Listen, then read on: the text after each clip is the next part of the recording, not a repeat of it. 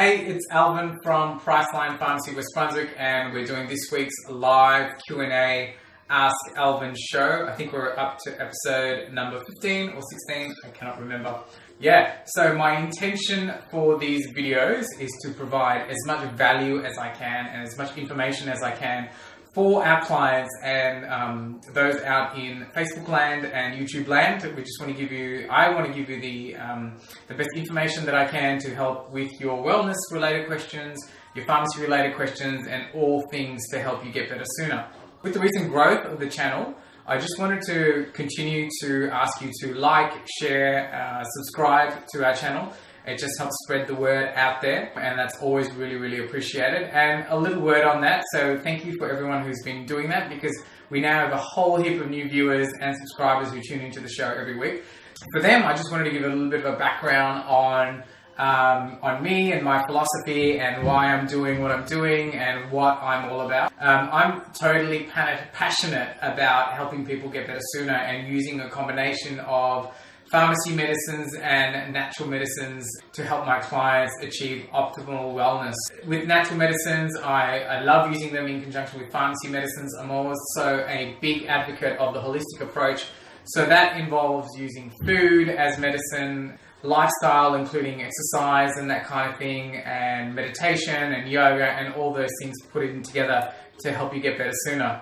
So that's what I'm all about, and you'll notice a lot of my videos contain holistic advice, and I'm all about prevention where we can to ensure that we stay healthy, and if we do have to treat, let's throw everything at it. So pharmacy stuff, natural medicine stuff, lifestyle. So we're coming at it from all angles, and in the aim to help you to get better sooner. So that's what I'm all about.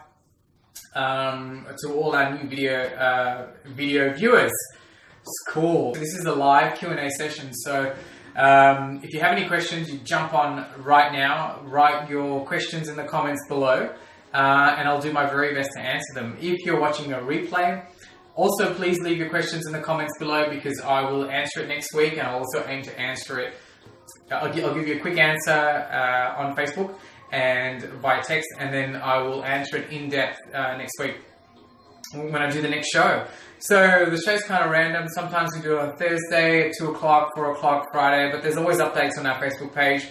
So, as long as you subscribe to our Facebook page, you can keep up to date on when I'm going to jump on here live and answer some of your questions. So before I get to the questions, I've got to do all the legal disclaimer stuff now. So all the advice I give here is general advice, so please make sure that you contact your healthcare professional or your pharmacist to get advice pertaining to your particular condition and your particular circumstances. If I do happen to mention any dosages or medication, please make sure that you always use as directed and read the label, and again, always contact your healthcare professional if your symptoms persist. Got all that legal stuff out of the way, so just please make sure you like, comment, share, and I'm going to drive into the questions here. So if you've got some live ones, please pop them below. I've got some questions that have come up during the week, which I'm referring to on the board behind me. And let's go. Question 1 is from Robert, and Robert has just started exercising in F45. So props to you, Robert, for doing that, and also props to F45, especially our friends down in Brunswick East. He's asking, he's heard magnesium's good, and when he should be taking his magnesium. So magnesium, first of all, congratulations, Robert, for getting into the exercise. That's so awesome, man. So when we do exercise, we deplete our body's natural levels of magnesium, because magnesium is pulled to the muscles to be used, it's pulled to other parts of the body. Magnesium is involved in the synthesis of, is involved in cellular energy production as well. So while you're working out, you're depleting all, your body's working overtime, and your body's having to use magnesium a little bit more than normal. And that's what can lead to some of the effects of tiredness, muscle soreness, and general lethargy, in some people cramping as well. You get the cramping because magnesium is electrolyte, and if you're exercising feverishly, you're going to have some electrolyte imbalance if you're not supplementing during your workouts with some electrolytes as well. So hopefully that gives you a little bit of background into why magnesium why magnesium is important and why you're getting these muscle fatigue issues. when you're working out. And the other thing I forgot to mention is, you know, your body's, when you're working out, it's demanding more oxygen, and when it gets back to its regular state, you know, it just starts to hurt a little bit. So magnesium is really good at relaxing the muscles, replenishing the magnesium that your body has lost during exercise, so that it can just function as, it allows your cells to function in a regular state, helps the muscles to relax, helps your cells and energy levels to get those back up as well, helps blood circulate around the body, and generally makes you feel really good. So magnesium, really important that you take it after your workout. So Robert, make sure you do that. So promptly after your workout, and just allows everything to replenish really quickly.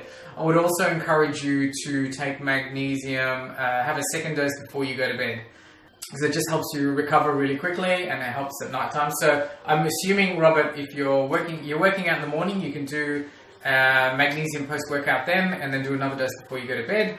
If you happen to be working out in the evening, then you would just save that dose for just before you go to bed. And I would encourage you to do another dose of magnesium in the morning as well. So always trying to get it twice a day.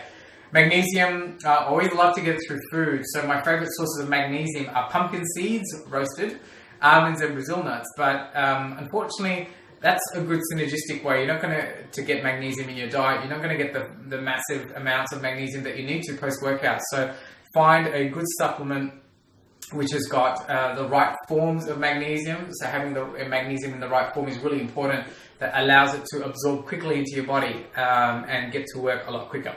So Robert, go and see your pharmacist, or come in and see us, and we can recommend a brand of magnesium that's suitable for you and what you're, what you're going through post-workout. You might need a formulation with a few other bits and pieces in there, but we can help you determine the right one, magnesium for you.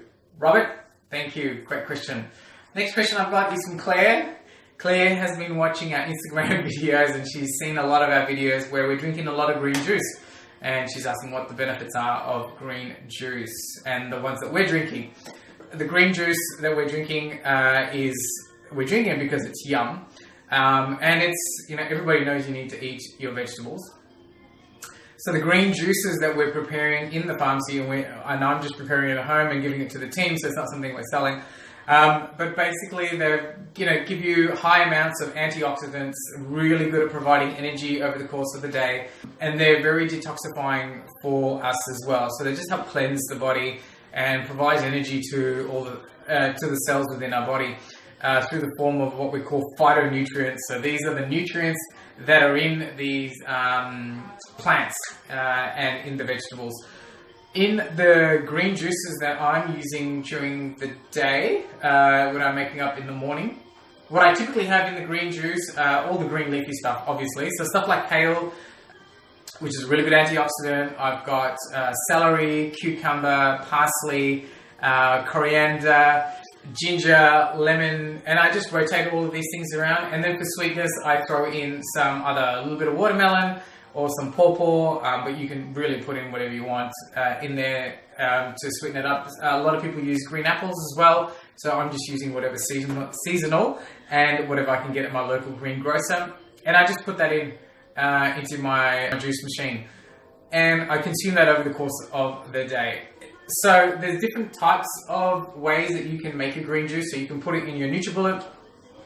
That's okay, it's better than doing nothing. But what the best way to do it is if you have a cold pressed juicer. So what that does, that extracts all the phytonutrients without oxidizing, or there's no heat damage to the vegetables that are coming through, the green leafies that are coming through into your juice. So you're getting this beautiful concentrate form of phytonutrients that will have all the enzymes, vitamins, all the oxygen in there to really get into your cells and do the magic that it does. So, Claire, that's what we're doing in our green juice. So, I would just say get started.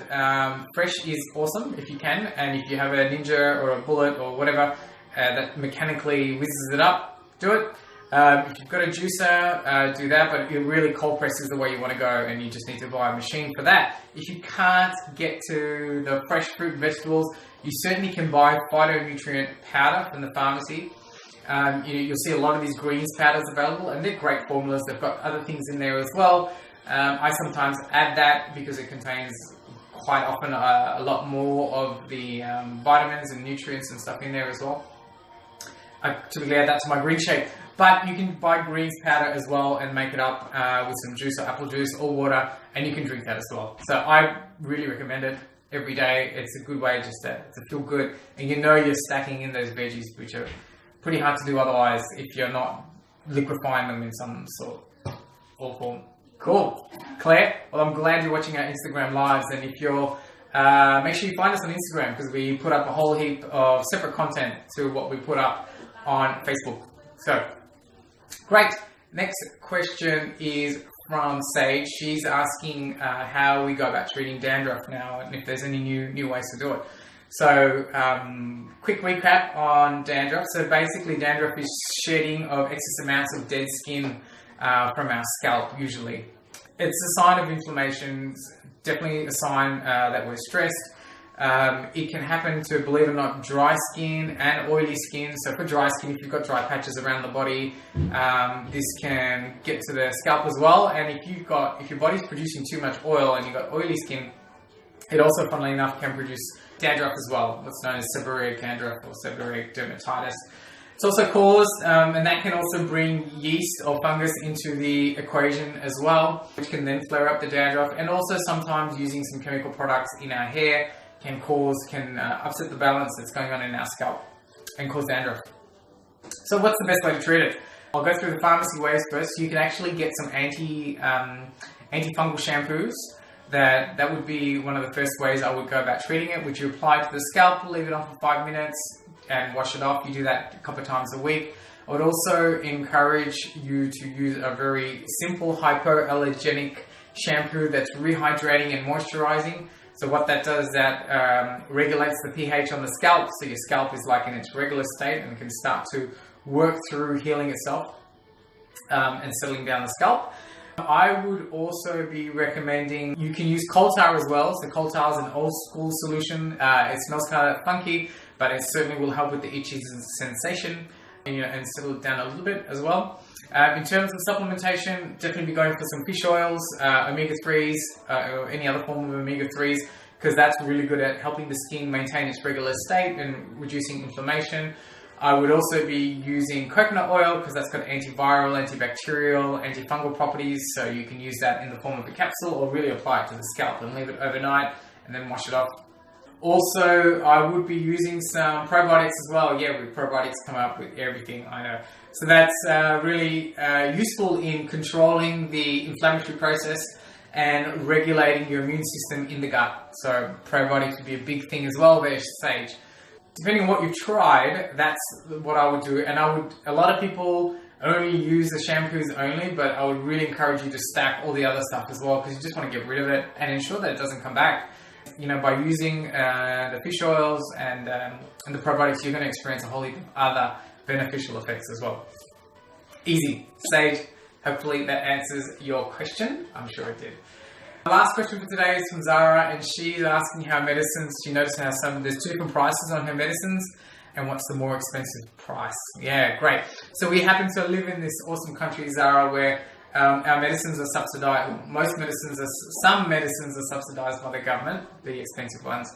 So what happens there is you only pay a certain amount, and if you are what we call a general patient with no healthcare or concession cards, for an expensive medication you would pay around $40, and the government would subsidize the rest.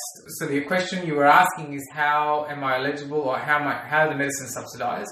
So these expensive medications are what we call restricted benefit.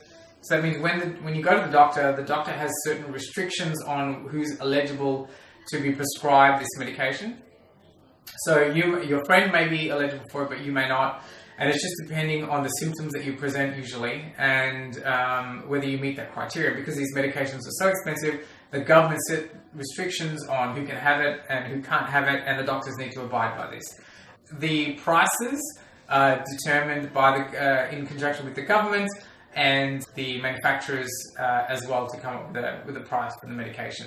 So you will also, so in terms of subsidies as well, if you have a healthcare card, this year you only pay $6.40 for a prescription, and the government subsidises the rest. So, and not all medicines are subsidised. There are definitely a whole heap of medicines where what we call private medication, where you, the client or the consumer, pays the full price for the medication.